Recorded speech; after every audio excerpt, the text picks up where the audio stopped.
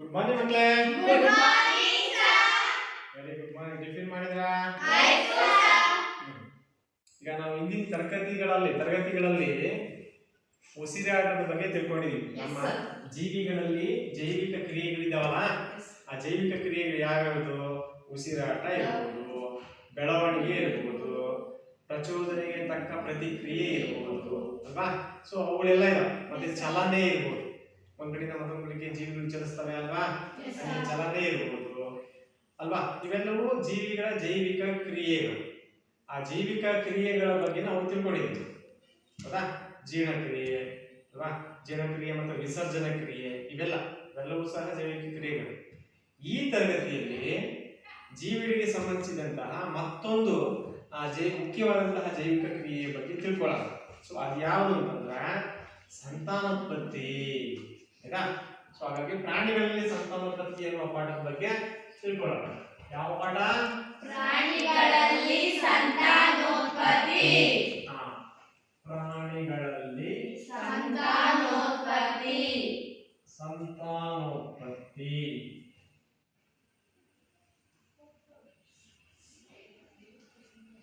ನಾವು ನೋಡ್ಬೋದು ಮಕ್ಕಳೇ, ಪ್ರಕೃತಿಯಲ್ಲಿ ಯಾವುದೋ ಒಂದು ಹುಣಸೆ, ಉದಾಹರಣೆಗೆ ಹುಣಸೆ ಮರ, ಅದರಲ್ಲಿ ಒಂದು ಹಣ್ಣು ಅದನ್ನ ಬೀಜ ಬಿತ್ತು, ಅಲ್ಲೇ ಆ ಬೀಜ ಮಣ್ಣಿನಲ್ಲಿ ಮುಚ್ಚೋಯ್ತು, ಅಲ್ಲೇನೆ ಒಂದು ಹುಣಸೆ ಸಸಿ ಉತ್ಪತ್ತಿ ಆಗುತ್ತೆ. ಆ ಹುಣಸೆ ಸಸಿ ಉತ್ಪತ್ತಿಯಾಗಿದ್ದು ಸಣ್ಣ ಹುಣಸೆ ಗಿಡವಾಗಿ ಮಾರ್ಪಾಡಾಗುತ್ತೆ. ಹಾಗೇನೆ ಆ ಹುಣಸೆ ಗಿಡ ದೊಡ್ಡ ಮರವಾಗಿ ಮಾರ್ಪಾಡಾಗುತ್ತೆ. ಮರವಾಗ್ತಿದ್ದಂಗೆ ಹೂವನ್ನು ಬಿಡುವ ಒಂದು ಲಕ್ಷಣವನ್ನು ತೋರಿಸುತ್ತೆ. ಹೂವು ಬಿಟ್ಟು ಅದು ಕಾಯಾಗಿ ಮೈತುಂಬ ಕಾಯಾಗಿ ಬೇಕಾದಷ್ಟು ಹುಣಸೆ ಹಣ್ಣುಗಳನ್ನ ಬಿಡುತ್ತೆ. ನಾವು ಹಾಕಿದ್ದು ಅಥವಾ ಪ್ರಕೃತಿ ದತ್ತವಾಗಿ ಬಿದ್ದಿದ್ದು ಒಂದೇ ಒಂದು ಹುಣಸೆ ಬೀಜ. ಅದರಿಂದ ಒಂದು ಸಸಿ ಉತ್ಕೊಂಡು ಗಿಡ ಆಯ್ತು, ಮರ ಆಯ್ತು, ಅದರಿಂದ ಬೇಕಾದಷ್ಟು ಹೂವನ್ನ ಬಿಡುತ್ತೆ, ಕಾಯಿಗಳಾಗ್ತವೆ, ಆ ಕಾಯಿಗಳು ಹಣ್ಣನ್ನು ಬಿಡುತ್ತೆ ಅಲ್ವಾ? ಸೊ ಹಾಗೆ ಒಂದರಿಂದ ಅಸಂಖ್ಯಾತ ಬೀಜಗಳು ಉತ್ಪತ್ತಿ ಆಗ್ತವೆ. ಅದು ಸಸ್ಯಗಳಲ್ಲಿ ಆಗ್ತಕ್ಕಂತಹ ಸಂತಾನೋತ್ಪತ್ತಿ ಅಲ್ವಾ? ಒಂದು ಉದಾಹರಣೆ. ಅದೇ ರೀತಿ ನಾವು ನೋಡಿರ್ಬೋದು ನಾಯಿ ಒಂದೇ ಮರಿಗೆ ಜನ್ಮವನ್ನು ಕೊಡುತ್ತಾ? ಒಂದ್ಸಲ ಜನ್ಮ ಕೊಟ್ರೆ ಸುಮಾರು ಅಟ್ಲೀಸ್ಟ್ 5-6 ಮರಿಗಳು ಉತ್ಪತ್ತಿ ಆಗ್ತಾವ. ನಾಯಿ ಮರಿಗಳು ಅಲ್ವಾ? ನಾಯಿ ಮರಿಗಳಿಗೆ ಜನ್ಮ ನೀಡುತ್ತೆ ಅಲ್ವಾ? ಹಾಗೆ ಹಸು ಏನಕ್ಕೆ ಜನ್ಮ ನೀಡುತ್ತೆ? ಕರುವಿಗೆ. ಅದಕ್ಕೆ ಹುಟ್ಟತಕ್ಕಂತಹ ಸಂತಾನಕ್ಕೆ ನಾವೇಂತೀವಿ? ಕರು ಅಂತ ಕರಿತೀವಿ. ಎಮ್ಮೆ ಕರ ಅಲ್ವಾ? ಹಸು ಕರ, ಎಮ್ಮೆ ಕರು ಅಂತ ಹೇಳ್ತೀವಿ ಅಲ್ವಾ? ಹಾಗೇನೆ ನಮ್ಮಲ್ಲಿ ಮನುಷ್ಯರಲ್ಲಿ ಮಗು ಅಂತ ಕರಿತೀವಿ. ಈಗ ನಾವೆಲ್ಲ ಮೇಲಿಂದ ಉದುರಿಲ್ಲ, ಅರ್ಥಾತ್ ಉದ್ಭವ ಮೂರ್ತಿಗಳಲ್ಲ. ನಾವೆಲ್ಲ ಉದ್ಭವ ಮೂರ್ತಿಗಳಲ್ಲ, ನಮ್ಮ ತಂದೆ ತಾಯಿಯ ಸಂತಾನ ನಾವು ಅಲ್ವಾ? ಹಾಗೆ ನೀವುಗಳು ಸಹ ನಿಮ್ಮ ತಂದೆ ತಾಯಿಯ ಸಂತಾನ, ಗೊತ್ತಾನೆ ಮಕ್ಕಳ? ಸೊ ಹಾಗೆ ಏನಪ್ಪಾ, ಹಾಗೆ ಸಂತಾನೋತ್ಪತ್ತಿ ಎಲ್ಲ ಜೀವಿಗಳ ಒಂದು ಪ್ರಕ್ರಿಯೆ. ಎಲ್ಲಾ ಜೀವಿಗಳು ಸಹ ತಮ್ಮದೇ ಆದ ಸಂತಾನವನ್ನ ಉತ್ಪತ್ತಿ ಮಾಡತಕ್ಕಂತಹ ಸಾಮರ್ಥ್ಯವನ್ನ ಹೊಂದಿರ್ತವೆ. ಅರ್ಥ ಆಯ್ತಾ? ಸೊ ಹಾಗೆ ತಮ್ಮದೇ ಆದ ಸಂತಾನವನ್ನು ಮುಂದುವರಿಸಿಕೊಳ್ಳಲಿಕ್ಕೆ ಅವು ಸಮರ್ಥವಾಗಿವೆ. ಅದಕ್ಕೆ ಇರ್ತಕ್ಕಂತಹ ಪಾಠ ಪ್ರಾಣಿಗಳಲ್ಲಿ ಸಂತಾನೋತ್ಪತ್ತಿ. ಆಯ್ತಾ? ಸೊ ಪ್ರಾಣಿಗಳಲ್ಲಿ ಸಂತಾನೋತ್ಪತ್ತಿ ಪ್ರಕ್ರಿಯೆ ಯಾವ ರೀತಿ ನಡೆಯುತ್ತೆ ಅನ್ನೋದ್ರ ಬಗ್ಗೆ. ಸಸ್ಯಗಳಲ್ಲಿ ನೋಡ್ಬೋದು ನಾವು, ಹಿತ್ತಲಲ್ಲಿ ಯಾವ್ದೋ ಮನೆಯಲ್ಲಿ ಒಂದು ರೀತಿಯ ಗುಲಾಬಿ ಹೂ ಚೆನ್ನಾಗಿ ಬಿಡುತ್ತೆ, ಆ ಕಲರ್ ಚೆನ್ನಾಗಿದೆ, ಅದನ್ನ ನಮ್ಮನೆಗೂ ತಂದು ಹಾಕ್ಬೇಕು, ನಾವು ಅದನ್ನ ಬೆಳೆಸ್ಬೇಕು, ಆ ಹೂವನ್ನು ಪಡ್ಕೋಬೇಕು ಅಂತ ಆಸೆ ಆಗುತ್ತೆ. ಅದನ್ನ ಆ ಮುಂಗಾರಲ್ಲಿ ಯಾವ್ಯಾವಾಗಲೂ ಕಟ್ ಮಾಡಲ್ಲ. ಅದು ಮುಂಗಾರು ಮಳೆಗಾಲದಲ್ಲಿ ಆ ಸಮಯದಲ್ಲಿ ಕಟ್ ಮಾಡಿ ಬಿಸಾಡ್ತಾರೆ. ಅವು ಚಿಗುರು ಬರಬೇಕು, ಜಾಸ್ತಿ ಬ್ರಾಂಚಸ್ ಬರಬೇಕು, ಹೂ ಜಾಸ್ತಿ ಬಿಡಬೇಕು ಅಂತ, ಹೌದಾ? ಸೊ ಆ ಸಂದರ್ಭದಲ್ಲಿ ಅದು ಗುಲಾಬಿ ಹೂವಾರ ಇರಲಿ ಅಥವಾ ದಾಸವಾಳ ಇರಲಿ ಮತ್ತೊಂದಾಗಿದೆ, ಅದನ್ನ ದಾಸವಾಳ ಅಂಟು ಅಥವಾ ಗುಲಾಬಿ ಅಂಟು ಅಂತ ಕರೀತೀವಿ. ಇಷ್ಟುದ ಕೊನೆಯನ್ನ ಕಟ್ ಮಾಡಿ ಇಸ್ಕೊಂಡು ಬಂದು ನಮ್ಮ ಹಿತ್ತಲಲ್ಲೂ ಹಾಕಿದ್ದಾರೆ. ಸೊ ಅಲ್ಲಿ ಹೊಸ ಗುಲಾಬಿ ಗಿಡ ಅಥವಾ ದಾಸವಾಳದ ಗಿಡ ಉತ್ಪತ್ತಿ ಆಗುತ್ತೆ. ಅದು ತನ್ನ ಪ್ರೌಢಾವಸ್ಥೆಗೆ ಬಂದ್ಮೇಲೆ ಸೊ ಹೂಗಳನ್ನ ಬಿಡ್ತಕ್ಕಂಥ ಸಾಮರ್ಥ್ಯವನ್ನು ಹೊಂದುತ್ತೆ. ಅದು ಸಂತಾನೋತ್ಪತ್ತಿ ಅಲ್ವಾ? ಕಾಂಡಗಳನ್ನು ಕಟ್ ಮಾಡಿ ಅದರ ಸಂತಾನವನ್ನು ಉತ್ಪತ್ತಿ ಮಾಡ್ತಕ್ಕಂತಹ ಪ್ರಕ್ರಿಯೆ ಸಸ್ಯಗಳಲ್ಲಿ. ಬೀಜಗಳನ್ನು ಹಾಕಿ ಅದರ ಸಂತಾನವನ್ನು ಉತ್ಪತ್ತಿ ಮಾಡ್ತಕ್ಕಂತಹ ಪ್ರಕ್ರಿಯೆ. ಹಾಗೆ ಪ್ರಾಣಿಗಳಲ್ಲಿ ಕೆಲವು ಪ್ರಾಣಿಗಳು ಮರಿ ಹಾಕಿ ಬೆಳವಣಿಗೆಯನ್ನ ಹೊಂದಲಿಕ್ಕೆ ಆಗಿರ್ತಾವೆ ಆಯ್ತಾ. ಕೆಲವು ಪ್ರಾಣಿಗಳು ಅಥವಾ ಅಂದ್ರೆ ಜೀವಿಗಳಲ್ಲಿ ಮೊಟ್ಟೆ ಇಡ್ತವೆ. ಈಗ ಒಂದು ಕೋಷ್ಟಕ ಇದೆ, ನಿಮ್ಮನೆ ಒಂದು ಕೋಷ್ಟಕ ಇದೆ, ಆ ಕೋಷ್ಟಕವನ್ನು ಫಿಲ್ಅಪ್ ಮಾಡುವ ಏನು ಮಾನವ ಅಲ್ಲಿ ಉದಾಹರಣೆ ಕೊಟ್ಟಾರೆ ಸಂತಾನೋತ್ಪತ್ತಿ ವಿಧಾನಗಳು. ಮಾನವನಲ್ಲಿ ಹೇಗೆ ಪ್ರಾಣಿಯ ಮರಿ ಯಾವುದು ಮಗು, ಹೌದಾ? ಹಾಗೆ ಬೆಕ್ಕಿನಲ್ಲಿ ಅಲ್ವಾ, ಮಾನವನಲ್ಲಾದ್ರೆ ಮಾನವ. ಸೊ ಏನು ಸಂತಾನೋತ್ಪತ್ತಿ ವಿಧ ಏನು ಮಗು ಉತ್ಪತ್ತಿ ಆಗುತ್ತೆ ಅಂದ್ರೆ ಮರಿ ಆಗ್ತಕ್ಕಂಥದ್ದು. ನೆಕ್ಸ್ಟ್ ಒಂದು ಯಾವ್ದಿದೆ, ಯಾವ್ದು ಬೆಕ್ಕು. ಇವುಗಳಲ್ಲಿ ಏನು ಮರಿ ಅಂದ್ರೆ ಅದನ್ನ ನಾವು ಏನ್ ಕರಿತೀವಿ, ಬೆಕ್ಕಿನ ಮರಿ, ಹೌದಾ? ಬೆಕ್ಕಿನ ಮರಿ ಅಂತ ಕರಿತೀವಿ. ನೆಕ್ಸ್ಟ್ ಒಂದು ಯಾವ್ದಿದೆ, ನಾಯಿ ಅಲ್ವಾ. ಪ್ರೌಢ ನಾಯಿ, ಹೆಣ್ಣು ನಾಯಿ ಏನಕ್ಕೆ ಜನ್ಮ ಕೊಡುತ್ತೆ, ನಾಯಿ ಮರಿಗೆ, ನಾಯಿ ಮರಿ ಅಲ್ವಾ. ಹಾಗೆ ಮತ್ತೆ ಚಿಟ್ಟೆ ಇದೆಯಪ್ಪ, ಚಿಟ್ಟೆ ಇದರಲ್ಲಿ ಸಂತಾನೋತ್ಪತ್ತಿ ಏನ್ ನಡೆಯುತ್ತೆ, ಚಿಟ್ಟೆಗಳಲ್ಲಿ ಮೊಟ್ಟೆ ಇಡ್ತಾವ ಅಲ್ವಾ. ಮೊಟ್ಟೆ ಇಟ್ಟು ಆ ಮೊಟ್ಟೆ ಒಡೆದು ಮರಿಯಾಗಿ ಬರ್ತಾರೆ ಆಯ್ತಾ. ನೋಡಿ, ಇವು ಡೈರೆಕ್ಟ್ ಆಗಿ ಮರಿಗಳನ್ನು ಉತ್ಪತ್ತಿ ಮಾಡ್ತಕ್ಕಂಥದ್ದು ಈ ಪ್ರಾಣಿಗಳಲ್ಲಿ. ಬಟ್ ಚಿಟ್ಟೆಯಲ್ಲಿ ಅಲ್ವಾ, ಮೊಟ್ಟೆಯನ್ನ ಇಡ್ತಾವೆ, ಆ ನಂತರ ಮೊಟ್ಟೆ ಒಡೆದು ಮರಿಯಾಗಿ ಬರ್ತಕ್ಕಂತಹ ಒಂದು ಪ್ರಕ್ರಿಯೆ ಆಯ್ತಾ. ಡಿಫ್ರೆಂಟ್ ಆಗಿದೆ, ಸಂತಾನೋತ್ಪತ್ತಿಯ ವಿಧಾನ ಭಿನ್ನವಾಗಿದೆ. ನೀವು ಬರ್ಕೊತಾ ಇರ್ಬೇಕಾಗೇನೆ, ಅಲ್ಲಿ ಬರ್ಕೋಬೇಕಾಗಲ್ಲ, ಕೋಷ್ಟಕ ಇದೆಯಲ್ಲಪ್ಪ, ಪೆನ್ಸಿಲ್ ಅಲ್ಲೋ ಪೆನ್ ಅಲ್ಲ ತುಂಬಿಕೊಳ್ತಾ ಇರೋದು. ನೆಕ್ಸ್ಟ್ ಒಂದು ಯಾವ್ದಿದೆಯಪ್ಪ, ಕೋಳಿ ನೋಡಿರಾ, ಕೋಳಿಯಲ್ಲಿ ಹೇಗೆ ಸಂತಾನೋತ್ಪತ್ತಿ ಪ್ರಕ್ರಿಯೆ. ಈಗ ನಮಗೆ ಪೋಷಣ ಅಭಿಯಾನ ಇದರಲ್ಲಿ ಮಕ್ಕಳಿಗೆ ನಿಮಗೆಲ್ಲ ಮೊಟ್ಟೆ ಕೊಡ್ತಿರ್ತಾನೆ, 6 ದಿನ ಮೊಟ್ಟೆ ಕೊಡ್ತಿರ್ತಾನೆ ಹಾಗೆ ಅಲ್ವಾ. ಸೊ ಅದು ಕೋಳಿಯ ಮೊಟ್ಟೆ, ಅದನ್ನೇ ಹಂಗೆ ಕಾವು ಕೊಟ್ರೆ ಹಂಗೆ ಬಿಟ್ರೆ ಅದು ಮರಿಯಾಗಿ ದಿನ ಕಳೆದಂತೆ ಅದು ಮರಿಯಾಗಿ ಹೊರಗೆ ಬರುತ್ತೆ, ಹೌದಾ. ಸೊ ಹಾಗಾಗಿ ಕೋಳಿಗಳಲ್ಲಿ ಸಂತಾನೋತ್ಪತ್ತಿಯ ವಿಧಾನ ಹೇಗಪ್ಪ ಅಂತಂದ್ರೆ ಅವು ಮೊಟ್ಟೆ ಇಡ್ತವೆ, ಮೊಟ್ಟೆಯನ್ನ ಕಾವು ಕೊಟ್ಟು ಮರಿ ಮಾಡ್ತವೆ ಅಲ್ವಾ. ಹಾಗಾಗಿ ಇಲ್ಲೂ ಸಹ ಮೊಟ್ಟೆ, ಕೋಳಿ ಮೊಟ್ಟೆ. ಹಾಗೆ ನಂತರ ಹಸು ಇದೆ ಅಲ್ವಾ, ಮತ್ತೊಂದು ರೀತಿಯ ಪ್ರಾಣಿ ಹಸು ಇದೆ. ಹಸುಗಳಲ್ಲಿ ಹೇಗೆ ಸಂತಾನೋತ್ಪತ್ತಿ ನಡೆಯುತ್ತೆ, ಕರು ಆಗುತ್ತೆ, ಹಸುವಿನ ಕರು ಅಲ್ವಾ, ಕರು ಹಾಕೋದು ಅಥವಾ ಹಸುವಿನ ಕರು ಅಂತ ಕರಿತೀವಿ, ಕರು ಹಾಕೋದು. ಆಮೇಲೆ ಯಾವುದು, ಕಪ್ಪೆ ಒಂದು ಪ್ರಾಣಿ, ಹೌದಾ ಅಲ್ಲೇನಾ. ಸೊ ಅವುಗಳಲ್ಲಿ ಸಂತಾನೋತ್ಪತ್ತಿ ವಿಧಾನ ಹೆಂಗೆ, ಅದು ಮೊಟ್ಟೆ ಎಲ್ಲಿರ್ತವೆ, ನೀರಿನಲ್ಲ ಭೂಮಿ ಮೇಲೆ, ಎಲ್ಲಿ ನೀರಿನಲ್ಲಿ ಮಕ್ಕಳೇ, ಯಾವ್ದು ನೀರಿನಲ್ಲಿ ಹೇಳಿದಾಗ ಅವು ಕಪ್ಪೆ ನೀರಿನಲ್ಲಿ ಮೊಟ್ಟೆ ಇಡ್ತವೆ. ಕ್ಲಾಪ್ಸ್ ಹಾಕಿ ಅವಳಿಗೆ ಅಲ್ವಾ. ಹಾಗೆ ಅವು ನೀರಿನಲ್ಲಿ, ಭೂಮಿ ಮೇಲಲ್ಲ, ನೀರಿನಲ್ಲಿ ಮೊಟ್ಟೆ ಇಡ್ತವೆ. ಅವು ಅಸಂಖ್ಯಾತ ಮೊಟ್ಟೆ ಇಡ್ತವೆ, 1 2 ಅಲ್ಲ, ಅಸಂಖ್ಯಾತ, ತುಂಬಾ ಬಹು ಹೆಚ್ಚು ಸಂಖ್ಯೆಯ ಮೊಟ್ಟೆಗಳನ್ನ ಇಡ್ತವೆ. ಬಹು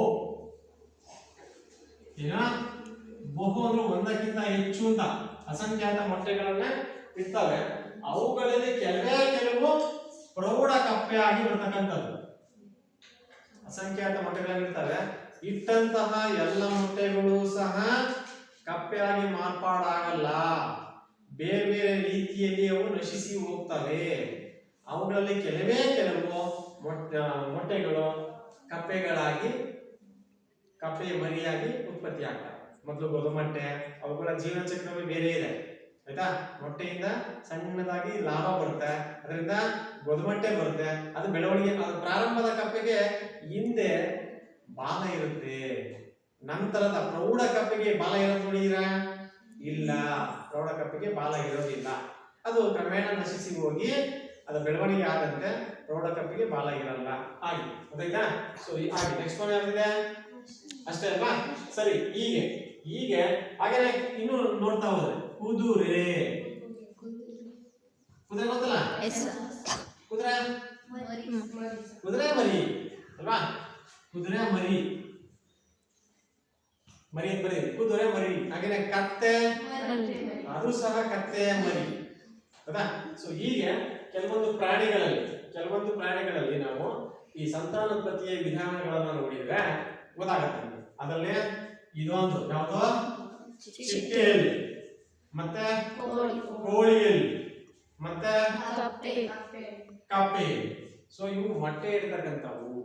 ಇನ್ನ ಉಳಿದಾವೆಲ್ಲವೂ ಸಹ ಮರಿ ಹಾಕ್ತಕ್ಕಂಥವು.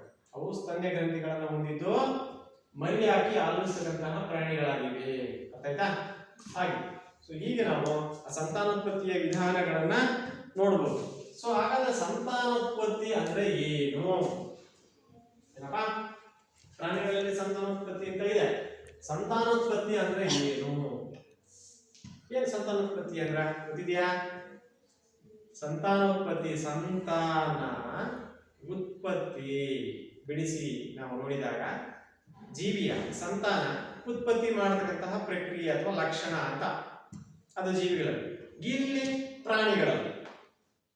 ಪ್ರಾಣಿಗಳಲ್ಲಿ ಅವುಗಳದ್ದೇ ಆದಂತಹ ಸಂತಾನವನ್ನ ಉತ್ಪತ್ತಿ ಮಾಡತಕ್ಕಂತಹ ಒಂದು ಲಕ್ಷಣವನ್ನ ಹೊಂದಿರತಕ್ಕಂಥದ್ದು ಯಾವ ಪ್ರಾಣಿಗಳು?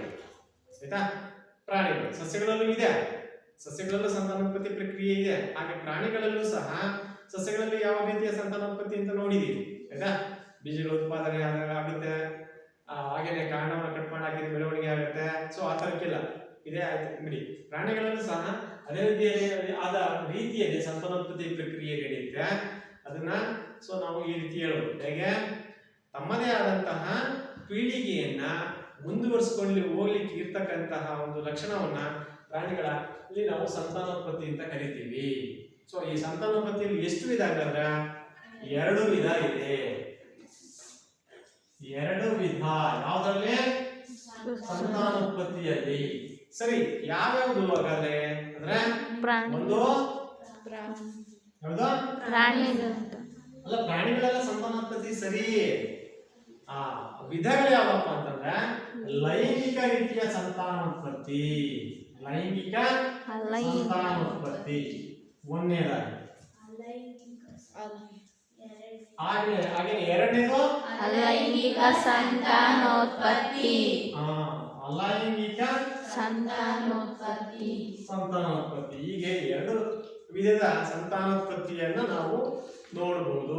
ಒಂದು ಲೈಂಗಿಕ ಸಂತಾನೋತ್ಪತ್ತಿ, ಮತ್ತೊಂದು ಅಲೈಂಗಿಕ ಸಂತಾನೋತ್ಪತ್ತಿ. 2 ವಿಧದ ಸಂತಾನೋತ್ಪತ್ತಿಯ ವಿಧಗಳಿವೆ ಅಲ್ವಾ? ಸೊ ಹಾಗೇನೆ ಈ ಲೈಂಗಿಕ ಸಂತಾನೋತ್ಪತ್ತಿ ಅಂದ್ರೆ ಏನು? ಸೊ 7ನೇ ಕ್ಲಾಸಲ್ಲಿ ಕಲ್ತೀರಾ. ಈ ಸಸ್ಯಗಳಲ್ಲಿ ಸಂತಾನೋತ್ಪತ್ತಿ ಬಗ್ಗೆ 7ನೇ ತರಗತಿಯಲ್ಲಿ ಕಲ್ತೀರಾ. ಅಲ್ಲಿ ಬಂದಿದೆ ಅಲ್ವಾ? ಸಸ್ಯಗಳಲ್ಲಿ ಸಂತಾನೋತ್ಪತ್ತಿ ಹೇಗೆ ಆಗುತ್ತೆ ಅನ್ನೋದ್ರ ಬಗ್ಗೆ ಅಲ್ವಾ? ಆಗಾಗಲೇ ಹೇಳ್ತೇವೆ ನಾವು. ಹೆಂಗೆ ಆ ಸಸ್ಯಗಳು ಹೂವನ್ನ ಬಿಡ್ತವೆ, ಬೀಜಗಳನ್ನು ಉತ್ಪತ್ತಿ ಮಾಡ್ತವೆ ಅಲ್ವಾ? ಹಣ್ಣುಗಳು, ಅದರ ಹಣ್ಣುಗಳಲ್ಲಿ ಒಳಗಡೆ ಬೀಜ ಇರ್ತವೆ ಆ ಥರಕ್ಕೆ. ಸೊ ಆ ಬೀಜ ಭೂಮಿಯಲ್ಲಿ ಬಿದ್ದರೆ ಅಲ್ಲಿ ಹೊಸ ಸಸ್ಯಗಳು ಉತ್ಪತ್ತಿ ಆಗ್ತವೆ. ಹಾಗೆ ತಮ್ಮ ಸಂತಾನವನ್ನು ಉತ್ಪತ್ತಿ ಮಾಡ್ತಾವೆ ಯಾವ ಸಸ್ಯಗಳು ಅಲ್ವಾ? ಕೆಲವೊಂದನ್ನು ನಾವು ಕಾಂಡವನ್ನ ಕಟ್ ಮಾಡಿ ಹಾಕಿದ್ರೆ ಅದರ ಸಂತಾನ ಮತ್ತೆ ಮುಂದುವರಿತಾ ಹೋಗುತ್ತೆ. ಅದೇ ಹೇಳಿದ್ದಲ್ಲ, ದಾಸವಾಳದ ಅಂಟು, ಗುಲಾಬಿ ಅಂಟು, ಬೇರೆ ಬೇರೆ ಸಸ್ಯಗಳು ಇರ್ತಾವಲ್ಲ ಅಲ್ವೇನ್ವಾ? ಜಾಸ್ತಿ ಆಗ್ತಾ ಹೋಗುತ್ತೆ. ಹಾಗೆ ಅದು 7ನೇ ತರಗತಿಯಲ್ಲಿ ಕಲ್ತೀರಾ. ಇಲ್ಲಿ ಪ್ರಾಣಿಗಳಲ್ಲಿ ಸಂತಾನೋತ್ಪತ್ತಿ ಹೇಗೆ ಆಗುತ್ತೆ ಅನ್ನೋದ್ರ ಬಗ್ಗೆ ನಾವು ನೋಡ್ತಾ ಹೋಗೋಣ. ಅದರಲ್ಲಿ ಲೈಂಗಿಕ ಸಂತಾನೋತ್ಪತ್ತಿ ಅಂತ ಗೊತ್ತಾಯ್ತು. ಲೈಂಗಿಕ ಸಂತಾನೋತ್ಪತ್ತಿ ಅಂದ್ರೆ ಏನು? ಲೈಂಗಿಕ ಸಂತಾನೋತ್ಪತ್ತಿ ಅಂದ್ರೆ ಲಿಂಗ ರೀತಿಯ ಸಂತಾನೋತ್ಪತ್ತಿ ಅಂತ. ಏನೋ ಲಿಂಗ ರೀತಿಯ ಸಂತಾನೋತ್ಪತ್ತಿ ಅಂದ್ರೆ ಇಲ್ಲಿ ಪ್ರತ್ಯೇಕವಾಗಿ ಗಂಡು ಮತ್ತು ಹೆಣ್ಣು ಅಂತ ಇರ್ತದೆ. ಆ ಗಂಡು ಮತ್ತು ಹೆಣ್ಣು ಲಿಂಗಾಣುಗಳ ಸಂಯೋಗದಿಂದ ಆಗ್ತಕ್ಕಂತಹ ಸಂತಾನೋತ್ಪತ್ತಿ. ಗಂಡು ಮತ್ತು ಹೆಣ್ಣು ಲಿಂಗಾಣುಗಳ ಸಂಯೋಗದಿಂದ ಆಗ್ತಕ್ಕಂತಹ ಸಂತಾನೋತ್ಪತ್ತಿಗೆ ಅಂತ ಕರಿತೀವಿ ಲೈಂಗಿಕ ಸಂತಾನೋತ್ಪತ್ತಿ ಅಂತ ಕರಿತೀವಿ. ಅಂದ್ರೆ ಲಿಂಗ ರೀತಿಯ ಸಂತಾನೋತ್ಪತ್ತಿ. ಆಯ್ತಾ? ಹೀಗೆ ಲೈಂಗಿಕ ಸಂತಾನೋತ್ಪತ್ತಿ ಉಂಟಾಗ್ತಕ್ಕಂಥದ್ದು. ಸೊ ಇದರಲ್ಲಿ ಗಂಡು ಮತ್ತು ಹೆಣ್ಣು ಲಿಂಗಾಣುಗಳ ಸಮ್ಮಿಲನದಿಂದ ಈ ಪ್ರಾರಂಭ ಆಗುತ್ತೆ. ಗಂಡು ಮತ್ತು ಹೆಣ್ಣು ಲಿಂಗಾಣುಗಳ ಸಮ್ಮಿಲನ ಮೀನ್ಸ್ ಸೇರುವಿಕೆ ಅಂತ ಅರ್ಥ. ಆಯ್ತಾ? ಅದನ್ನು ನಾವೇಂತ ಕರಿತೀವಿ? ಲೈಂಗಿಕ ಸಂತಾನೋತ್ಪತ್ತಿ ಅಂತ ಕರಿತೀವಿ. ಏನೋ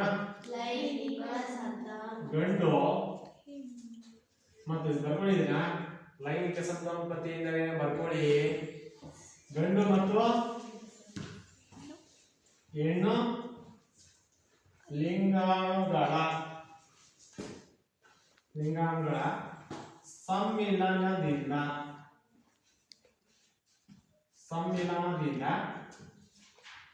ಉಂಟಾಗುವ ಅಥವಾ ಜರುಗುವ ಸಂತಾನೋತ್ಪತ್ತಿಯನ್ನು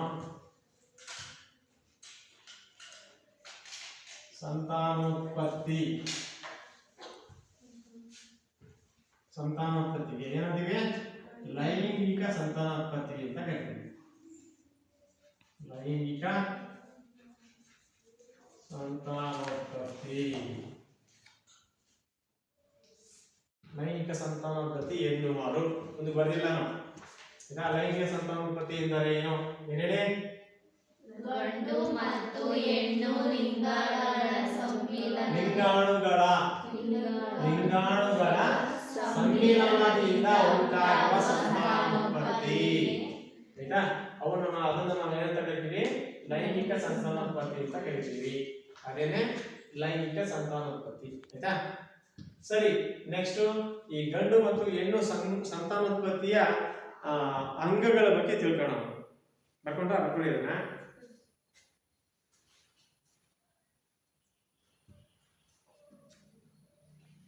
ಎಷ್ಟಾಗಿದೆ ಟೈಮ್ ನೋಡಿಲ್ವಾ?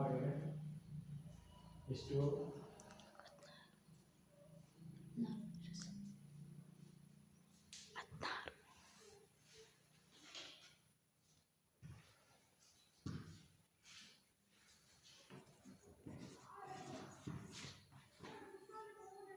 ನಿಮಿಷ. ಬರ್ಕೊಂಡಾಗಲ್ಲ? ಗಂಡು ಮತ್ತು ಹೆಣ್ಣು ಲಿಂಗಾಣುಗಳ ಸಮ್ಮಿಲನದಿಂದ ಉಂಟಾಗುವ ಸಂತಾನೋತ್ಪತ್ತಿ ಅಂತ ಕರಿತೀವಿ? ಲೈಂಗಿಕ ಸಂತಾನೋತ್ಪತ್ತಿ ಅಂತ ಕರಿತೀವಿ ಅಲ್ವಾ? ಸೊ ಹಾಗಾದ್ರೆ ಈ ಗಂಡು ಸಂತಾನೋತ್ಪತ್ತಿಯ ಅಂಗಗಳ ಬಗ್ಗೆ ತಿಳ್ಕೊಳ್ತಾ ಹೋಗೋಣ. ಗಂಡು ಸಂತಾನೋತ್ಪತ್ತಿಯ ಅಂಗಗಳು ಇದನ್ನ ಅಳಿಸ್ಬೇಕು ಕಡೆದು ಈ ಕೋಷ್ಟಕದಲ್ಲಿ ಬರ್ಕೊಂಡ್ರಿ ಅಲ್ವಾ?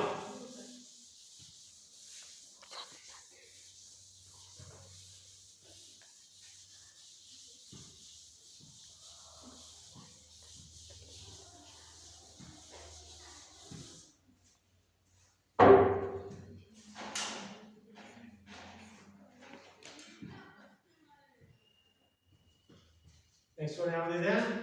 ಗಂಡು ಸಂತಾನೋತ್ಪತ್ತಿ ಅಂಗಗಳು ಯಾವ್ಯಾವ್ದಿದೆ? ಆಯ್ತಾ? ಗಂಡು ಸಂತಾನೋತ್ಪತ್ತಿ ಅಂಗಗಳು ಯಾವ್ಯಾವಪ್ಪ ಅಂತಂದ್ರೆ, ಒಂದು ಜೊತೆ ವೃಷಣಗಳು, ಎರಡು ವೀರ್ಯನಾಳಗಳು, ಒಂದು ಶಿಶ್ನ. ಆಯ್ತಾ? ಈ ಮೂರು ಭಾಗಗಳನ್ನು ನಾವು ಕಾಣಿಸ್ತೀವಿ. ಯಾವುದು? ಒಂದು ಜೊತೆ ವೃಷಣಗಳಿವೆ, ಆಯ್ತಾ? ಹಾಗೇನೆ ಎರಡು ವೀರ್ಯನಾಳ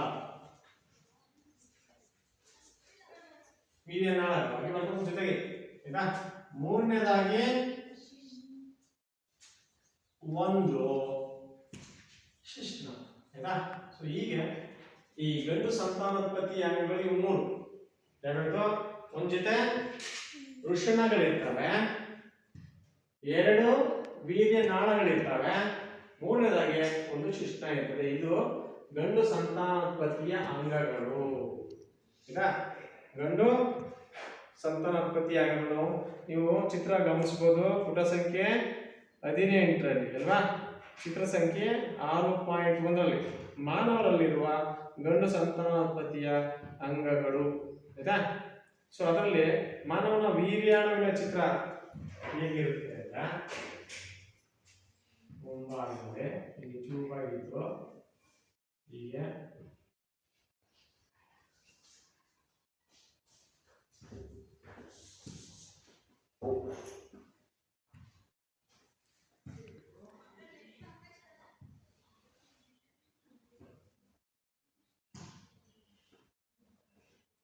ಸೊ ಇದರಲ್ಲಿ ಮೂರು ಭಾಗಗಳನ್ನು ನಾವು ಗಮನಿಸಬಹುದು.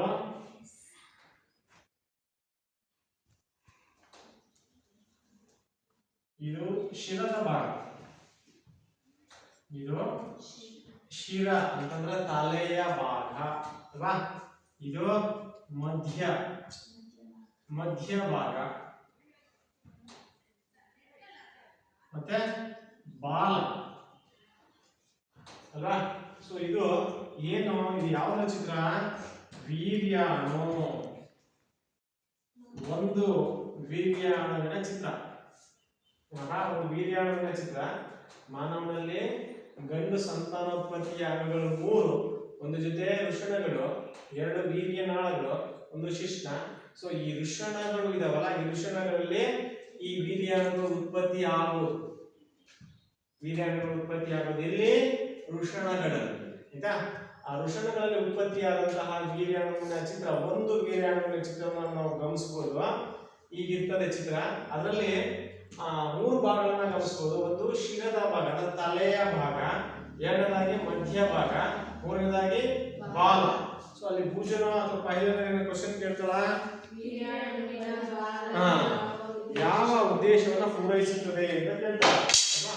ಸೊ ಇದರಲ್ಲಿ ಈ ವೀರ್ಯಾಣುವಿನಲ್ಲಿ ಬಾಲದ ಭಾಗವಿದೆ, ಅದು ಏನ್ ಕೆಲಸ ಮಾಡುತ್ತೆ ಅಂತ ಪಹಲೆ ಕೇಳ್ತಾಳ ಅಲ್ವಾ. ಏನ್ ಕೆಲಸ ಮಾಡುತ್ತೆ ಅಂದ್ರೆ, ಅದು ಮೂವ್ ಆಗ್ಲಿಕ್ಕೆ ವೀರ್ಯಾಣು ದ್ರವರೂಪದ ವಸ್ತುವಿನಲ್ಲಿ ಮೂಮೆಂಟ್ಗೆ, ಚಲನೆಗೆ ಈ ಬಾಲ ಸಹಕಾರಿಯಾಗಿದೆ. ಆಯ್ತಾ? ಆ ವೀರ್ಯಾಣುವಿನ ಚಲನೆಗೆ ಆ ಬಾಲ ಸಹಕಾರಿಯಾಗಿರುತ್ತೆ ಅನ್ನೋದು ಉತ್ತರ. ಆಯ್ತಾ? ಅದು ಪಹಲಿಗೆ ಉತ್ತರ ಸಿಕ್ತು ಅಂತ ಅನ್ಕೋತೀವಿ. ಆಯ್ತಾ? ಗೊತ್ತಾಯ್ತಲ್ವಾ? ಸೊ ಹಾಗೇನೆ ಈ ವೃಷಣಗಳು ಉತ್ಪತ್ತಿ ಮಾಡಿದಂತಹ ವೀರ್ಯಾಣುಗಳು ವೀರ್ಯನಾಳದ ಮೂಲಕ ಶಿಷ್ಟದ ಮೂಲಕ ಹೊರಹಾಕಲ್ಪಡ್ತಾವೆ. ಆಯ್ತಾ? ಸೊ ಅದು ಗಂಡು ಸಂತಾನೋತ್ಪತ್ತಿಯ ಅಂಗಗಳನ್ನ ನಾವು ನೋಡ್ಲಿಕ್ಕೆ ಇರೋದು. ಸೊ ಚಿತ್ರದಲ್ಲಿ ಗಮನಿಸ್ಕೋತೀವಿ ಅಲ್ವಾ. ಸೊ ಹಾಗೇನೆ ಹೆಣ್ಣು ಸಂತಾನೋತ್ಪತ್ತಿಯ ಅಂಗಗಳಿವೆ. ಗೊತ್ತಾಯ್ತಾ? ಅರ್ಥ ಆಯ್ತಾಯ್ತು? ಈ ಕಡೆ ಕಳಿಸ್ಲಾ? ಅಲೈಂಗಿಕ ರೀತಿಯ ಸಂತಾನೋತ್ಪತ್ತಿ ನಂತರ ನೋಡೋದು.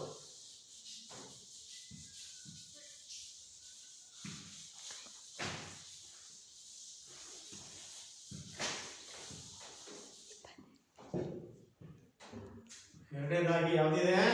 ಹೆಣ್ಣು ಸಂತಾನೋತ್ಪತ್ತಿ ಅಂಗಗಳು. ಜೋರಾಗಿ ಹೇಳಿ. ಹೆಣ್ಣು ಸಂತಾನೋತ್ಪತ್ತಿ ಅಂಗಗಳು. ಹೆಣ್ಣು ಸಂತಾನೋತ್ಪತ್ತಿ ಅಂಗಗಳು. ಹೆಣ್ಣು ಸಂತಾನೋತ್ಪತ್ತಿ ಅಂಗಗಳು ಯಾವ್ಯಾವಿದೆ? ಒಂದು ಜೊತೆ ಅಂಡಾಶಯಗಳು ಅಲ್ವಾ, ಹಾಗೇನೆ ಅಂಡನಾಳಗಳು ಮತ್ತು ಗರ್ಭಾಶಯ. ಅಂಗಗಳನ್ನು ನೋಡ್ಕೊಳ್ಳಿ, ಏನೇನಿದೆ? ಒಂದು ಜೊತೆ ಏನಿದೆ? ಅಂಡಾಶಯಗಳು ಅಲ್ವಾ. ಆಮೇಲೆ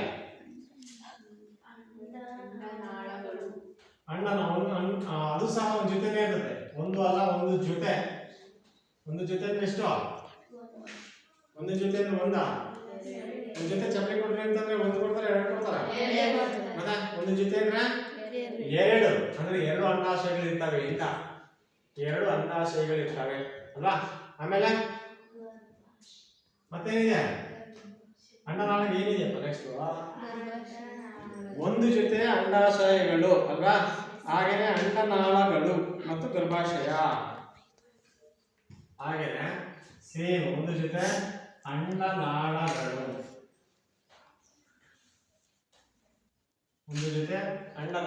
ಮತ್ತೆ ಮೂರನೇದಾಗಿ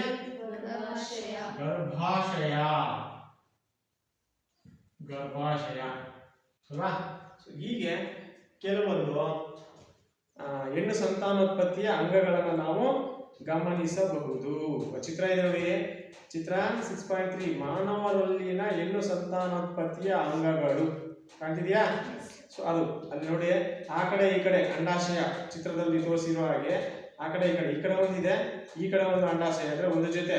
ಹಾಗೇನೆ ಎರಡಕ್ಕೂ ಸಹ ಆ ಅಂಡಾಶಯದಿಂದ ಅಂಡನಾಳಗಳನ್ನ ನಾವು ನೋಡ್ಬೋದು ಅಲ್ವಾ. ನಂತರ ಒಂದು ಗರ್ಭಾಶಯವನ್ನ ಗಮನಿಸಬಹುದು ಅಲ್ವಾ. ಹೀಗೆ ಹೆಣ್ಣು ಸಂತಾನೋತ್ಪತ್ತಿಯ ಅಂಗಗಳು ಅವು, ಹೆಣ್ಣು ಸಂತಾನೋತ್ಪತ್ತಿಯ ಅಂಗಗಳು. ಸರಿ, ಮಾನವರ ಅಂಡಾಣು ಸೊ ಹೇಗಿರ್ತದೆ ಅಂತಂದ್ರ, ಸೊ ಮಾನವರಲ್ಲಿ ಅಂಡಾಣು ಅಂತಂದ್ರ ಸೊ ಅದರಲ್ಲಿ ಏನಿದು ಏನಿಲ್ಲ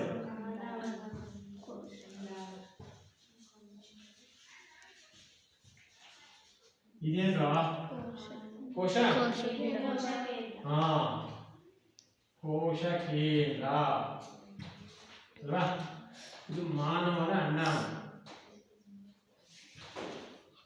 ಅಂಡಾಣು ಈ ರೀತಿ ಇರ್ತದೆ ಅಂತಕ್ಕಂಥದ್ದು ಅಲ್ವಾ ಕೋಶ ಕೇಂದ್ರ ನೋಡಿ ಬೇರೆ ಬೇರೆ ಜೀವಿಗಳ ಅಂಡಾಣುಗಳು ಬೇರೆ ಬೇರೆ ಗಾತ್ರದಲ್ಲಿ ಇರ್ತವೆ ಬೇರೆ ಬೇರೆ ಪ್ರಾಣಿಗಳ ಅಂಡಾಣುಗಳು ಬೇರೆ ಬೇರೆ ಗಾತ್ರದಲ್ಲಿ ಇರ್ತವೆ ಎಲ್ಲ ಒಂದೇ ಗಾತ್ರದಲ್ಲಿ ಇರಬೇಕು ಅಂತ ಇಲ್ಲ ಎಲ್ಲ ಪ್ರಾಣಿಗಳ ಅಂಡಾಣು ಒಂದೇ ಗಾತ್ರದಲ್ಲಿ ಇರಬೇಕು ಅಂತಿಲ್ಲ ಆ ಪ್ರಾಣಿಯ ಭಿನ್ನತೆಗೆ ಅನುಗುಣವಾಗಿ ಆ ಭಿನ್ನವಾದಂತಹ ಅಂಡಾಣುಗಳನ್ನ ಆ ಪ್ರಾಣಿಗಳು ಹೊಂದಿರ್ತವೆ ಗೊತ್ತಾಯ್ತಲ್ವಾ ಸೊ ನೋಡಿ ಇಲ್ಲೇನ ಪೂಜೆ ಕೇಳ್ತಾ ಏನಲ್ಲ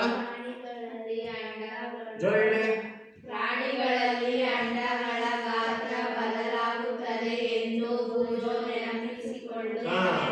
ಪ್ರಾಣಿಗಳಲ್ಲಿ ಅಂಡಗಳ ಗಾತ್ರ ಅರ್ಥಾತ್ ಅಂಡಾಣುವಿನ ಗಾತ್ರ ಬದಲಾಗುತ್ತೆ ಪ್ರಾಣಿಯಿಂದ ಪ್ರಾಣಿಗೆ ಬದಲಾಗುತ್ತದೆ ಎಲ್ಲ ಒಂದೇ ಗಾತ್ರದಲ್ಲಿ ಇರೋದಿಲ್ಲ ಆಮೇಲೆ ಮಾನವರಲ್ಲಿರುವಂತೆ ಅಂಡವು ತುಂಬಾ ಚಿಕ್ಕದಾಗಿರಬಹುದು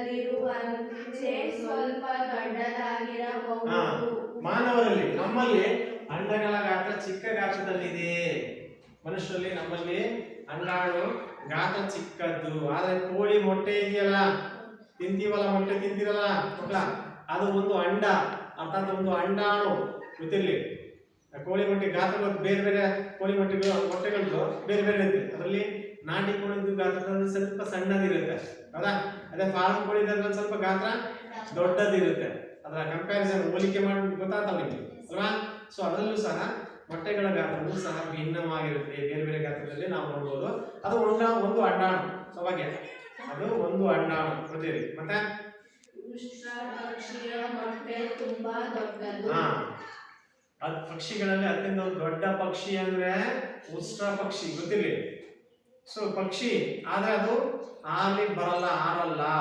ಆರಲಾರದ ಪಕ್ಷಿ ಉಷ್ಟ್ರ ಪಕ್ಷಿ ನೋಡಿದ್ರ ಮಕ್ಕಳ ಉಷ್ಟ್ರ ಪಕ್ಷಿ ನೋಡಿದಿರೇನ್ರ ನೋಡಿಲ್ಲ ಮೈಸೂರು ಝೂ ನೋಡಿದಿರಾ ಮೈಸೂರು ಝೂ ಹೋಗಿದ್ದೀರಾ ನೋಡಿದಿರಾ ಅದು ಇದೆಯಲ್ಲ ಮೈಸೂರು ಪ್ರಾಣ ಸಂಗ್ರಹಾಲಯ ಇದೆಯಲ್ಲಪ್ಪ ಉಷ್ಟ್ರ ಪಕ್ಷಿನೂ ಇದೆ ಅಲ್ಲಿ ದೊಡ್ಡ ಗಾತ್ರದ ಪಕ್ಷಿ ಹೆಚ್ಚು ಕಡಿಮೆ ಇಷ್ಟು ಹೈಟ್ ಇರುತ್ತೆ ಅದು ಪಕ್ಷಿ ಕಾಲುಗಳು ಬಿನ್ನು ತುಂಬಾ ದೊಡ್ಡವಿರ್ತವೆ ಇಲ್ಲಿಂದ ಇತ್ತಲಾಗೆ ಅದರ ದೇಹ ಇರುತ್ತೆ ಆಯ್ತಾ ಕಾಲುಗಳು ತುಂಬಾ ಸ್ಟ್ರಾಂಗ್ ಆಗಿರ್ತವೆ ಭಿನ್ನವಾಗಿ ದೊಡ್ಡವಿರ್ತವೆ ಕಾಲುಗಳು ಆಯ್ತಾ ಇಷ್ಟು ಎತ್ತರದ ಗಾತ್ರದ ಪಕ್ಷಿ ಅದು ಉಷ್ಟ್ರ ಪಕ್ಷಿ ಆಸ್ಟ್ರಿಚ್ ಅಂತ ಕರಿತೀವಿ ಉಷ್ಟ್ರ ಪಕ್ಷಿ ಅತ್ಯಂತ ವೇಗವಾಗಿ ಓಡತಕ್ಕಂತಹ ಪಕ್ಷಿ ಸಹ ಅದೇನೆ ಪಕ್ಷಿ ಅಂದ್ಮೇಲೆ ನಾವೇನ್ ಮಾಡ್ತೀವಿ ಆರ್ತವೆ ಅಂತ ತಿಳ್ಕೊತೀವಿ ಅವು ರೆಕ್ಕೆಗಳಿರ್ತವೆ ಆರ್ತವೆ ಅಂತ ನಾವು ತಿಳ್ಕೊತೀವಿ ಬಟ್ ಇದು ಉಷ್ಟ್ರ ಪಕ್ಷಿ ಇದೆಯಲ್ಲ ಅದು ಆರಲಾರದ ಪಕ್ಷಿ ರೆಕ್ಕೆಗಳಿದಾವೆ ಬಟ್ ಅದರ ಪೂರ್ವಜರು ಆ ಉಷ್ಟ್ರ ಪಕ್ಷಿಯ ಪೂರ್ವಜರು ಆ ರೀತಿ ಬಳಸ್ಕೊಂಡಿಲ್ಲ ಆ ರೀತಿಯೆಲ್ಲ ಬಳಸ್ಕೊಂಡಿಲ್ಲ ಹಾಗಾಗಿ ಈಗಿರ್ತಕ್ಕಂತಹ ಉಷ್ಟ್ರ ಪಕ್ಷಿ ಆರಲಾರದ ಸ್ಥಿತಿಯಲ್ಲಿದೆ ಬಟ್ ಅತ್ಯಂತ ವೇಗವಾಗಿ ಓಡುತ್ತೆ ಅತ್ಯಂತ ವೇಗವಾಗಿ ಓಡ್ತಕ್ಕಂತಹ ಪಕ್ಷಿ ಅದು ಅದರ ಮೊಟ್ಟೆ ಹೆಚ್ಚು ಕಡಿಮೆ ಈ ಗಾತ್ರದ್ದಿರುತ್ತೆ ಕೋಳಿ ಮೊಟ್ಟೆ ಈ ಗಾತ್ರ ಗೊತ್ತು ನೋಡಿದ್ರೆ ತಿಂದಿರ ಸರಿ ಈ ಗಾತ್ರದಿರುತ್ತೆ ಮೊಟ್ಟೆ ಸೊ ಉಷ್ಟ್ರ ಪಕ್ಷಿಯ ಮೊಟ್ಟೆ ಈ ಗಾತ್ರದ್ದು ಅಂದ್ರೆ ಪಕ್ಷಿಗಳಲ್ಲೇ ದೊಡ್ಡ ಗಾತ್ರದ ಮೊಟ್ಟೆ ಇಡ್ತಕ್ಕಂತಹ ಪಕ್ಷಿ ಅದು ಯಾವ್ದೋ ಉಷ್ಟ್ರ ಪಕ್ಷಿ ಯಾವ್ದು ಉಷ್ಟ್ರ ಪಕ್ಷಿ ಸೊ ಆ ಇಡೀ ಮೊಟ್ಟೆ ಇಷ್ಟಪ್ಪಂದು ಮೊಟ್ಟೆ ಇದೆಯಲ್ಲ ಅದು ಒಂದು ಅಂಡಾಣು ಅಂಡ ಅಥವಾ ಅಂಡಾಣು ಅಂಡ ಅಂದ್ರೆ ಮೊಟ್ಟೆ ಅಂತ ಹೇಳ್ತೀವಿ ಅಲ್ವಾ ಅಂಡ ಮೊಟ್ಟೆ ಅಂಡಾಣು ಸೊ ಅಂದ್ರೆ ಅದು ಗಂಡು ಮತ್ತು ಹೆಣ್ಣು ಆ ಲಿಂಗಾಣುಗಳ ಸಂಯೋಗದಿಂದ ಉತ್ಪತ್ತಿಯಾಗಿರ್ತಕ್ಕಂತಹ ಅಂಡಾಣು ಅದು ಗೊತ್ತಾಯ್ತಲ್ವಾ ಹಾಗೆ ಅದನ್ನ ನಾವು ಅಂಡಾಣು ಅಂತ ಕರಿತೀವಿ ಹೀಗೆ ಅಂಡಾಣುವಿನ ಗಾತ್ರ ಬೇರೆ ಭಿನ್ನ ಆಗುತ್ತೆ ಆಯ್ತಾ ಬೇರೆ ಬೇರೆ ಪ್ರಾಣಿಗಳು ಮನುಷ್ಯನ ಅಂಡಾಣುವಿನ ಗಾತ್ರನೇ ಬೇರೆ ಬೇರೆ ಪ್ರಾಣಿಗಳ ಅಂಡಾಣುವಿನ ಗಾತ್ರನೇ ಬೇರೆ ಕೋಳಿದು ಬೇರೆ ಆ ಕೋಳಿಯಲ್ಲೂ ಆ ನಾಟಿ ಕೋಳಿಯ ಅಂಡಾಣುವಿನ ಗಾತ್ರನೇ ಬೇರೆ ಫಾರಂ ಕೋಳಿಯ ಅಂಡಾಣುವಿನ ಗಾತ್ರನೇ ಬೇರೆ ಅಲ್ವಾ ಉಷ್ಟ್ರ ಪಕ್ಷಿಯ ಅಂಡಾಣುವಿನ ಗಾತ್ರನೇ ಬೇರೆ ಅರ್ಥ ಆಯ್ತಾ ಮಕ್ಕಳ ಹಾಗೆ ಸರಿ ಹಾಗೇನೆ ನಿಷೇಚನ ಅಂತ ಇದೆ ಏನದು ನಿಷೇಚನ ಅಂದ್ರೆ ಏನು ನಿಷೇಚನ ಮಕ್ಕಳ ಈ ಪದ ಕೇಳಿದ್ರಾ? ಈ ಪದವನ್ನ ಕೇಳಿದ್ರಾ? ಇಲ್ಲ. ಈ ಪದ ಈ ಪಾಠದಲ್ಲಿ ಬಂದಿದೆ. ಇದಕ್ಕೆ ಸಂಬಂಧಪಟ್ಟಂತಹ ಪದ ಆಗಿರೋದ್ರಿಂದ ಈ ಪಾಠದಲ್ಲಿ ಬರ್ತದೆ. ಏನು ನಿಷೇಚನ ಅಂತಂದ್ರೆ ಈ ಅಂಡಾಣು ಮತ್ತು ವೀರ್ಯಾಣುಗಳ ಸಮ್ಮಿಲನದಿಂದ ನಿಷೇಚನ ಉಂಟಾಗುತ್ತೆ. ಅಂದ್ರೆ ಅಂಡಾಣು ಹೆಣ್ಣಿನಲ್ಲಿ ಉತ್ಪತ್ತಿಗಾಗ್ತಕ್ಕಂತಹ ಅಂಡಾಣು, ಹೆಣ್ಣಿನ ಲಿಂಗಾಣುವಿಂದ ಬೆಳೆಯೋದು ಅದೇನೆ ಅಂಡಾಣು. ಸೊ ಗಂಡಿನಲ್ಲಿ ಆದ್ರೆ ವೀರ್ಯಾಣು. ಇವೆರಡರ ಅಂಡಾಣು ಮತ್ತು ವೀರ್ಯಾಣುವಿನ ಸಮ್ಮಿಲನ ಆಗುತ್ತಲ್ಲ, ಅಂದ್ರೆ ಸೇರ್ಕೊಳ್ತಕ್ಕಂಥದ್ದು ಇದೆಯಲ್ಲ, ಅದನ್ನೇ ನಾವೇನಂತ ಕರಿತೀವಿ? ನಿಷೇಚನ ಅಂತ ಕರಿತೀವಿ. ಅದೇನೆ ನಿಷೇಚನ ಅಂತಾದ್ರು ಅರ್ಥ ಆಯ್ತಾ? ಬರಿಲ್ಲ ಇಲ್ಲಿ ಬರ್ಕೊತೀರಾ? ನಿಷೇಚನ ಅಂದ್ರೆ ಏನು? ಗಂಡಿನ ವೀರ್ಯಾಣು ಬರ್ಕೊಳ್ಳಿ ಮತ್ತು ಹೆಣ್ಣಿನ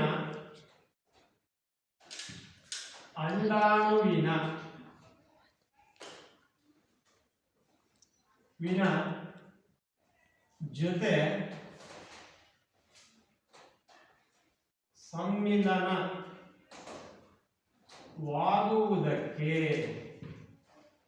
ಸಮ್ಮಿಲನವಾಗುವುದಕ್ಕೆ ಏನಂತೀವಿ? ನಿಷೇಚನ ಅಂತ ಕರಿತೀವಿ. ಅದೇನೆ ನಿಷೇಚನ. ಗಂಡಿನಲ್ಲಿರ್ತಕ್ಕಂಥ ವೀರ್ಯಾಣು ಮತ್ತು ಹೆಣ್ಣಿನ ಅಂಡಾಣುವಿನ ಜೊತೆ ಸಮ್ಮಿಲನ ಆಗುವ ಕ್ರಿಯೆಗೆ ನಾವೇಂತ ಕರಿತೀವಿ? ನಿಷೇಚನ ಕ್ರಿಯೆ ಅಂತ ಕರಿತೀವಿ. ನಿಷೇಚನ ಪ್ರಕ್ರಿಯೆ ಆಯ್ತಾ? ಸೊ ಅದೇನೆ ನಿಷೇಚನ. ನೋಡಿ ಚಿತ್ರದಲ್ಲಿ ನಿಷೇಚನ ಪ್ರಕ್ರಿಯೆಯನ್ನು ತೋರಿಸಿರ್ತಕ್ಕಂಥ ಚಿತ್ರ ಇದೆ.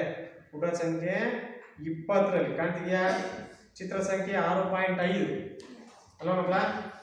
ನೋಡಿ ಕಾಣ್ತಾ ಇದೆ. ಇದು ವೀರ್ಯಾಣು, ಇಲ್ಲಿ ಬರ್ತಿದ್ದೀನಲ್ಲ, ಈ ತರಕ್ಕಿರ್ತಕ್ಕಂಥದ್ದು ವೀರ್ಯಾಣು ಅಲ್ವಾ? ಸೊ ಆ ವೀರ್ಯಾಣು ಹೆಣ್ಣಿನ ಅಂಡಾಣುವಿನ ಜೊತೆಗೆ ಸೇರ್ಕೊಳ್ತಕ್ಕಂತಹ ಚಿತ್ರಣವನ್ನು ನಾವು ಗಮನಿಸಬಹುದು ಅಲ್ವಾ? ಸೊ ಅದನ್ನೇ ನಾವು ಏನಂತೀವಿ? ನಿಷೇಚನ ಕ್ರಿಯೆ ಅಂತ ಕರಿತೀವಿ. ಅದೇನೆ ನಿಷೇಚನ ಕ್ರಿಯೆ ಮೂಲ್ಯ. ಸರಿನಪ್ಪ? ನಂತರ ಅದು ಸೇರ್ಕೊಂಡಾಯ್ತು, ಗಂಡಿನ ವೀರ್ಯಾಣು ಹೆಣ್ಣಿನ ಅಂಡಾಣುವಿನ ಜೊತೆಗೆ ಸೇರ್ಕೊಂಡಾಯ್ತು. ಆಯ್ತಾ? ಸೇರ್ಕೊಂಡಾಯ್ತು. ಅದನ್ನ ನಾವು ಏನಂತ ಕರಿತೀವಿ? ಯುಗ್ಮಜ ಅಂತ ಕರಿತೀವಿ. ಯುಗ್ಮಜ ಆಯ್ತಾ? ಸೊ ಕೋಶ ಕೇಂದ್ರಗಳು ಇದೆಯಲ್ಲ, ಈಗ ಮಾನವನ ಅಂಡಾಣು ಈ ಕೋಶ ಕೇಂದ್ರ, ಹಾಗೆಯೇ ಈ ವೀರ್ಯಾಣುವಿನ ಕೋಶ ಕೇಂದ್ರ ಎರಡೂ ಸಹ ಸೇರ್ಕೊಳ್ತಾ ಇರೋದನ್ನ ಈ ಚಿತ್ರದಲ್ಲಿ ಗಮನಿಸಬಹುದು. ಅದು ಯುಗ್ಮಜ ಆಯ್ತಾ? ಅದನ್ನ ನಾವೇಂತ ಕರಿತೀವಿ? ಯುಗ್ಮಜ ಅಂತ ಕರಿತೀವಿ ಆಯ್ತಾ? ಸೊ ಹೀಗೆ ಅಂಡಾಣು ಮತ್ತು ವೀರ್ಯಾಣು ಜೀವಕೋಶಗಳ ಸಮ್ಮಿಲನ ಆಗ್ತಕ್ಕಂಥದ್ದು. ಕೆಲವೊಂದು ಜೀವಿಗಳಲ್ಲಿ ಈ ನಿಷೇಚನ ಕ್ರಿಯೆ, ಕೆಲವೊಂದು ಪ್ರಾಣಿಗಳಲ್ಲಿ ಈ ನಿಷೇಚನ ಕ್ರಿಯೆ ದೇಹದ ಒಳಗಾಗುತ್ತೆ. ಆ ಪ್ರಾಣಿಯ ದೇಹದ ಒಳಗೆ ಆ ನಿಷೇಚನ ಕ್ರಿಯೆ ನಡೆಯುತ್ತೆ. ಸೊ ಅಂಥದ್ದನ್ನು ನಾವು ಏನಂತ ಕರಿತೀವಿ ಅಂತಂದ್ರೆ ಆಂತರಿಕ ನಿಷೇಚನ. ಏನಂತ ಕರಿತೀವಿ? ಆಂತರಿಕ ನಿಷೇಚನ. ಅದೇನೆ ಆಂತರಿಕ ನಿಷೇಚನ ಅಂತ ಅನ್ಸ್ಕೊಳ್ತೀವಿ. ಏನಾಗಂದ್ರೆ ಅದ್ರ ಕಡೆ ನಿಷೇಚನ ಕ್ರಿಯೆಯಲ್ಲಿ 2 ವಿಧ. ನಿಷೇಚನ ಅಂದ್ರೆ ಏನು? ಗಂಡಿನ ವೀರ್ಯಾಣು ಮತ್ತು ಹೆಣ್ಣಿನ ಅಂಡಾಣುಗಳ ಸಮ್ಮಿಲನ ಕ್ರಿಯೆಗೆ ನಾವೇಂತ ಕರಿತೀವಿ? ನಿಷೇಚನ ಕ್ರಿಯೆ ಅಂತ ಕರಿತೀವಿ. ಹೌದಾ? ಸೊ ಈ ನಿಷೇಚನ ಕ್ರಿಯೆಯಲ್ಲಿ ಎಷ್ಟು ವಿಧ? 2 ವಿಧ. ಅದರಲ್ಲಿ ಒಂದನೇದು ಯಾವುದು? ಆಂತರಿಕ ನಿಷೇಚನ. ಅಲ್ಲೇ ಹೇಳುತ್ತೆ ಆಂತರಿಕ ನಿಷೇಚನ ಆಯ್ತಾ? ಸೊ ಆಂತರಿಕ ನಿಷೇಚನ ಅಂದ್ರೆ ಆ ಪ್ರಾಣಿಗಳ ದೇಹದ ಒಳಗೆ ಆಗ್ತಕ್ಕಂತಹ ನಿಷೇಚನ ಕ್ರಿಯೆ. ಕೆಲವೊಂದು ಪ್ರಾಣಿಗಳಲ್ಲಿ ಆಂತರಿಕ ನಿಷೇಚನ ಕಂಡು ಬರುತ್ತೆ. ನಮ್ಮಲ್ಲೂ ಸಹ ಪ್ರಾಣಿಗಳಲ್ಲಿ, ಮಾನವರಲ್ಲಿ ಈ ಆಂತರಿಕ ನಿಷೇಚನ ಕ್ರಿಯೆ ಕಂಡು ಬರುತ್ತೆ. ಗಂಡಿನ ವೀರ್ಯಾಣು ಹೆಣ್ಣಿನ ಅಂಡಾಣುವಿನ ಜೊತೆ ಸೇರ್ಕೊಳ್ತಕ್ಕಂಥದ್ದು ಹೆಣ್ಣಿನ ದೇಹದ ಒಳಗೆ, ಅದನ್ನ ನಾವು ಆಂತರಿಕ ನಿಷೇಚನ ಅಂತ ಕರಿತೀವಿ ಆಯ್ತಾ? ಹಾಗೆ ಎರಡನೇದೇನಿದೆ? ಬಾಹ್ಯ ನಿಷೇಚನ. ಬಾಹ್ಯ ನಿಷೇಚನ ಅಂದ್ರೆ ದೇಹದ ಹೊರಗೆ ಆಗ್ತಕ್ಕಂತಹ ನಿಷೇಚನ ಕ್ರಿಯೆ ಆಯ್ತಾ? ಸೊ ಈ ಕೆಲವೊಂದು ಪ್ರಾಣಿಗಳಲ್ಲಿ ಹೆಣ್ಣು ಮತ್ತು ಗಂಡಿನ ದೇಹದ ಒಳಗಡೆ ಆಗಲ್ಲ. ಹೆಣ್ಣಿನ ದೇಹದ ಹೊರಗೆ ಮಾಧ್ಯಮದಲ್ಲಿ ಆಗ್ತಕ್ಕಂಥ ಕ್ರಿಯೆ. ಒಂದನೇದು ಆಂತರಿಕ ನಿಷೇಚನ, ಎರಡನೇದು ಬಾಹ್ಯ ನಿಷೇಚನ ಕ್ರಿಯೆ. ಬಾಹ್ಯ ನಿಷೇಚನ ಅಂತಂದ್ರೆ ಈಗ ಪ್ರಾಣಿಗಳ ದೇಹದ ಹೊರಗೆ ಆಗ್ತಕ್ಕಂತಹ ನಿಷೇಚನ ಕ್ರಿಯೆ. ಅದು ಸಾಮಾನ್ಯ ಎಲ್ಲಿ ಕಂಡು ಬರುತ್ತೆ ಅಂತಂದ್ರೆ ಕಪ್ಪೆಗಳಲ್ಲಿ. ಯಾವುದು? ಯಾವುದು? ಬಾಹ್ಯ ನಿಷೇಚನ ಕ್ರಿಯೆ. ಮಾನವರಲ್ಲಿ ಆಂತರಿಕ ನಿಷೇಚನ ಕ್ರಿಯೆ. ಮಾನವರಲ್ಲಿ ಯಾವ್ದು ಕಂಡು ಬರುತ್ತೆ? ಆಂತರಿಕ ನಿಷೇಚನ ಕ್ರಿಯೆ ಕಂಡು ಬರುತ್ತೆ. ಕಪ್ಪೆಗಳಲ್ಲಿ ಯಾವ್ದು ಕಂಡು ಬರುತ್ತೆ? ಬಾಹ್ಯ ನಿಷೇಚನ ಕ್ರಿಯೆ ಕಂಡು ಬರುತ್ತೆ. ಬಾಹ್ಯ ನಿಷೇಚನ ಕ್ರಿಯೆ ಅಂದ್ರೆ ಏನು? ಮಾಧ್ಯಮದಲ್ಲಿ ಅಂದ್ರೆ ಪ್ರಾಣಿಗಳ ದೇಹದ ಒಳಗೆ ಗಂಡು ಮತ್ತು ಹೆಣ್ಣು ಲಿಂಗಾಣುಗಳ ಸಂಯೋಗ ಅಥವಾ ಸಮ್ಮಿಲನ ಆಗಲ್ಲ, ಮಾಧ್ಯಮದಲ್ಲಿ ಆಗುತ್ತೆ. ಹೆಂಗೆ ಅಂತಂದ್ರೆ ಗಂಡು ತನ್ನ ವೀರ್ಯಾಣುವನ್ನ ನೀರಿನಲ್ಲಿ ಕಲಿಸುತ್ತೆ. ಗಂಡು ಕಪ್ಪೆ ನೀರಿನ ಮಾಧ್ಯಮದಲ್ಲಿ ತನ್ನ ವೀರ್ಯಾಣುಗಳನ್ನ ಕಲಿಸುತ್ತೆ. ಆ ವೀರ್ಯಾಣುಗಳು ಹೆಣ್ಣು ಬಿಡುಗಡೆಗೊಳಿಸಿದಂತಹ ಅಂಡಾಣುವಿನ ಜೊತೆಗೆ, ಕಪ್ಪೆಗಳಲ್ಲಿ ಅಂಡಾಣುವಿನ ಜೊತೆಗೆ ಮಾಧ್ಯಮದಲ್ಲಿ ಸಮ್ಮಿಲನ ಕ್ರಿಯೆ ನಡೆಯುತ್ತೆ. ಅವುಗಳ ಗಂಡು ಕಪ್ಪೆಯ ವೀರ್ಯಾಣುಗಳ ಜೊತೆಗೆ ಹೆಣ್ಣು ಕಪ್ಪೆಯ ಅಂಡಾಣುಗಳು ಬೆರೆತಾಗ ಅದು ನಿಷೇಚನ ಕ್ರಿಯೆ ಉಂಟಾಗುತ್ತೆ, ಯುಗ್ಮಜ ಫಾರ್ಮೇಶನ್ ಆಗುತ್ತೆ. ಅದರಿಂದ ಹಲವಾರು ಯುಗ್ಮಜಗಳು ಉತ್ಪತ್ತಿಯಾಗಿ ಕೆಲವು ಕಪ್ಪೆಯಾಗಿ ಮಾರ್ಪಾಡಾಗ್ತವೆ. ಬರಮಟ್ಟೆಗೆ ಕಪ್ಪೆಯಾಗಿ ಮಾರ್ಪಾಡಾಗ್ತವೆ. ಅದು ಬಾಹ್ಯ ನಿಷೇಚನ ಕ್ರಿಯೆ. ಆಯ್ತಾ? ಅದು ಬಾಹ್ಯ ನಿಷೇಚನ ಕ್ರಿಯೆ ಅಂತ ಅನ್ಸ್ಕೊಳ್ಳೋದು. ಆಯ್ತಾ ಮಕ್ಕಳ? ಸರಿ, ಇಲ್ಲಿವರೆಗೂ ಈ ಪಾಠ ಸಾಕು. ಮುಂದಕ್ಕೆ ನೋಡೋಣ. ಹೋಮ್ವರ್ಕಿಗೆ ತಗೊಳ್ಳಿ. ಹೋಮ್ವರ್ಕಿಗೆ ಕೆಲವೊಂದು ಪ್ರಶ್ನೆಗಳನ್ನು ಕೊಡ್ತೀನಿ, ತಗೊಳ್ಳಿ, ಬರ್ಕೊಳ್ರಿ. ಒಂದನೇ ಪ್ರಶ್ನೆ ಸಂತಾನೋತ್ಪತ್ತಿ ಎಂದರೇನು? ಒಂದನೇ ಪ್ರಶ್ನೆ ಯಾವುದು? ಸಂತಾನೋತ್ಪತ್ತಿ ಎಂದರೇನು? ನಿಮಗೆ ಸೋಮವಾರ ತೋರಿಸ್ಬೇಕು, ಬರ್ಕೊಂಡ್ಬಿಡ್ಬೇಕು. ಒಂದನೇ ಪ್ರಶ್ನೆ ಯಾವುದು ಹೋಮ್ವರ್ಕಿಗೆ? ಸಂತಾನೋತ್ಪತ್ತಿ ಎಂದರೇನು? ಎಷ್ಟು ವಿಧ ಯಾವುವು? ಸಂತಾನೋತ್ಪತ್ತಿ ಎಂದರೇನು? ಎಷ್ಟು ವಿಧ ಯಾವುವು? ಸಂತಾನೋತ್ಪತ್ತಿ ಎಷ್ಟು ವಿಧ? ಯಾವ್ಯಾವುದು? ಲೈಂಗಿಕ ಸಂತಾನೋತ್ಪತ್ತಿ, ಅಲೈಂಗಿಕ ಸಂತಾನೋತ್ಪತ್ತಿ. ಎಷ್ಟು ವಿಧ ಯಾವುವು? ಪ್ರಶ್ನೆ ಆಯ್ತಾ? ಒಂದೇದು ಪ್ರಶ್ನೆ ಆಯ್ತಾ? ಎರಡನೇ ಪ್ರಶ್ನೆ, ಗಂಡು ಸಂತಾನೋತ್ಪತ್ತಿ ಅಂಗಗಳನ್ನು ಹೆಸರಿಸಿ. ಎರಡನೇ ಪ್ರಶ್ನೆ, ಗಂಡು ಸಂತಾನೋತ್ಪತ್ತಿ ಅಂಗಗಳನ್ನು ಬರೆಯಿರಿ ಅಥವಾ ಹೆಸರಿಸಿ.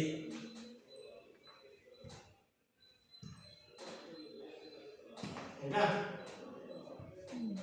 ಮೂರನೆಯ ಪ್ರಶ್ನೆ, ಎರಡನೇ ಪ್ರಶ್ನೆ ಬರ್ಕೊಂಡ್ರ ಗಂಡು ಸಂತಾನೋತ್ಪತ್ತಿ ಅಂಗಗಳನ್ನು ಹೆಸರಿಸಿ ಅದು ಬರೆಯಿರಿ.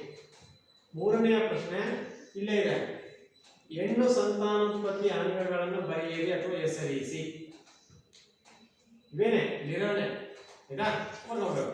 ಹೆಣ್ಣು ಸಂತಾನೋತ್ಪತ್ತಿ ಅಂಗಗಳನ್ನು ಹೆಸರಿಸಿ ಅಥವಾ ಬರೆಯಿರಿ. ನಾಲ್ಕನೇ ಪ್ರಶ್ನೆ, ವೀರ್ಯಾಣುವಿನ ಚಿತ್ರ ಬರೆದು ಭಾಗ ಗುರುತಿಸಿ. ವೀರ್ಯಾಣುವಿನ ಚಿತ್ರ ಬರೆದು ಭಾಗ ಗುರುತಿಸಿ. ಆಯ್ತಾ? ವೀರ್ಯಾಣುವಿನ ಚಿತ್ರ ಬರೆದು ಭಾಗ ಗುರುತಿಸಿ. ಐದನೇ ಪ್ರಶ್ನೆ, ಮಾನವನ ಅಂಡಾಣುವಿನ ಚಿತ್ರ ಬರೆಯಿರಿ. ಚಿತ್ರ ಇದೆ? ಮಾನವನ ಅಂಡಾಣುವಿನ ಚಿತ್ರ ಬರೆಯಿರಿ. ಹೌದಾ? ಇದಪ್ಪ, ಮಾನವನ ಅಂಡಾಣುವಿನ ಚಿತ್ರ ಬರೆಯಿರಿ. ಆ ಟೆಕ್ಸ್ಟ್ ಬುಕ್ ಮೇಲಿದೆಯಲ್ಲ ಅದು ಅಲ್ವಾ? ಅದು ಹಾಗೆ ವೀರ್ಯಾಣುವಿನ ಚಿತ್ರವೂ ಸಹ ಇಲ್ಲಿದೆ, ನಾನು ಬರೆದಿದ್ದೀನಿ, ಅಲ್ಲೂ ಇದೆ ಟೆಕ್ಸ್ಟ್ ಬುಕ್ ಅಲ್ಲಿ. ಹಾಗೆ 5 ಪ್ರಶ್ನೆಗಳಿಗೆ ಹೋಮ್ವರ್ಕ್ ಬರ್ಕೊಂಡು ಬರ್ಬೇಕು. ಸೋಮವಾರ ತೋರಿಸ್ತಿರಲ್ಲ? ಪಾಠ ಅರ್ಥ ಆಯ್ತಾ ಮಕ್ಕಳ? ಜೊತೆ ಹೇಳಿ. Thank you.